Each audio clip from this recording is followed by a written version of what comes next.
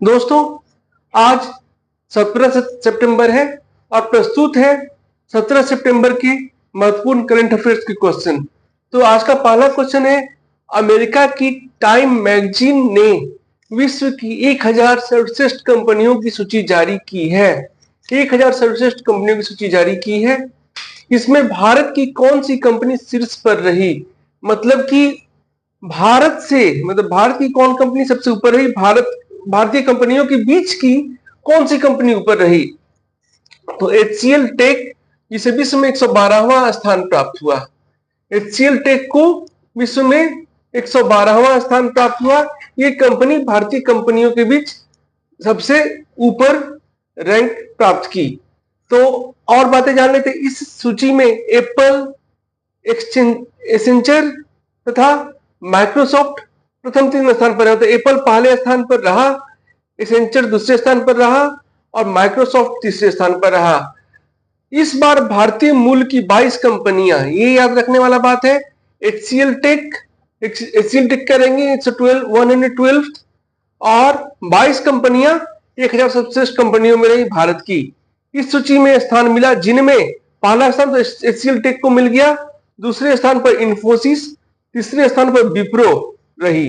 तो पहला स्थान HCL टेक 112, दूसरा स्थान इन्फोसिस 119, तीसरा स्थान विप्रो 134, तीसरे स्थान पर रहा। बैंकिंग कंपनियों में सबसे ऊपर एक्सिस बैंक रहा 504 स्थान पर, इसके बाद SBI का स्थान था। अन्य महत्वपूर्ण कंपनियों में रिलायंस 646 तथा अदानी ग्रुप की कंपनियां 736 स्थान पर रही। तो ये थी। इन कंपनियों के अलावा बहुत सारी कंपनियां थी, जैसे चौथे स्थान पर महिंद्रा एंड महिंद्रा रही। लेकिन इंपॉर्टेंट है HCL टेक, 22 कंपनियां जो शीर्ष 1000 में रही, और इन्फोसिस, विप्रो। बैंकिंग कंपनियों में सबसे ऊपर एक्सिस बैंक रही, रिलायंस 646 स्थान पर और अदानी 736 स्थान पर रहे। आज का दूसरा क्वेश्चन है, सुभद्रा योजना। ये कीवर्ड है सुभद्रा योजना, किस राज्य सरकार की योजना है? तो इसका उत्तर है ओडिशा सरकार की योजना है। इस बारे में और बातें जान लेते हैं। प्रधानमंत्री नरेंद्र मोदी के जन्मदिन 17 सितंबर 2014 के दिन ओडिशा सरकार द्वारा महिलाओं को सशक्त बनाने, आत्मनिर्भर बनाने, लैंगिक समानता के उद्देश्य से सुभद्रा योजना का शुभारंभ किया गया है। इसके तहत महिलाओं को 5 वर्ष तक प्रत्येक वर्ष 2 किस्तों में 5000 रुपए प्रति वर्ष दिए जाएंगे। तो सुभद्रा योजना किस दिन शुरू हुआ? 17 सितंबर 2024 को। इसके तहत 5 वर्ष तक प्रत्येक वर्ष 2 बार 5000 रुपए महिलाओं को दिए जाएंगे, मतलब प्रत्येक वर्ष 10,000, और इस योजना के तहत 5 साल में 50,000 रुपए दिए जाएंगे। तो वो हो गया। इसकी पात्र उड़ीसा की 21 से 60 साल तक की वे सभी महिलाएं होंगी जिनकी पारिवारिक आय 2.5 लाख रुपए से ज्यादा नहीं हो, मतलब 2.5 लाख रुपए से कम हो।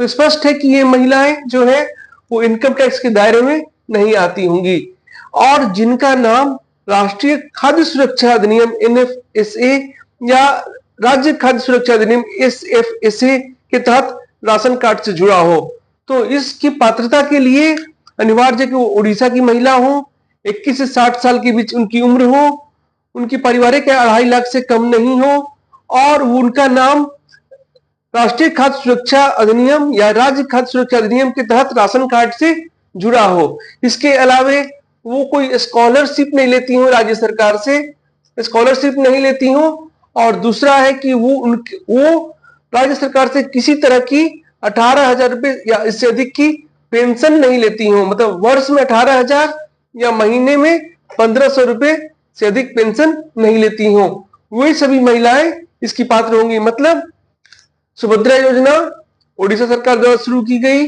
17 सितंबर 2014 को।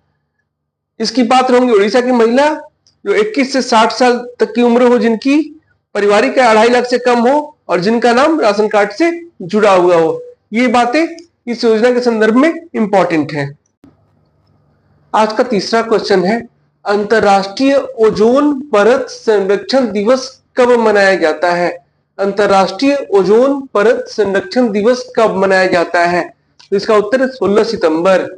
तो ये क्यों मनाया जाता है? तो यह 1987 में ओजोन परत को नष्ट करने वाले पदार्थों पर मॉन्ट्रियल प्रोटोकॉल पर हस्ताक्षर की तिथि के याद में मनाया जाता है। तो 1987 में मॉन्ट्रियल प्रोटोकॉल पर हस्ताक्षर की तिथि के याद में मनाया जाता है। तो ओजोन परत को नष्ट करने वाले पदार्थों पर रोक के लिए हस्ताक्षरित किया गया था। इस वर्ष मतलब 2024 का थीम क्या है? 2024 का थीम है मॉन्ट्रियल प्रोटोकॉल जलवायु कार्रवाई को आगे बढ़ाना। थीम मॉन्ट्रियल प्रोटोकॉल जलवायु कार्रवाई को आगे बढ़ाना। Montreal protocol advancing climate action. तो आइए अब कुछ बातें जान लेते हैं ओजोन के बारे में। ओजोन जो होता है O3 जो होता है वो ऑक्सीजन के 3 परमाणुओं से मिलकर बना होता है, और ये जो है वो साधारणतया हमारे लिए लाभदायक नहीं बल्कि हानिकारक गैस होता है।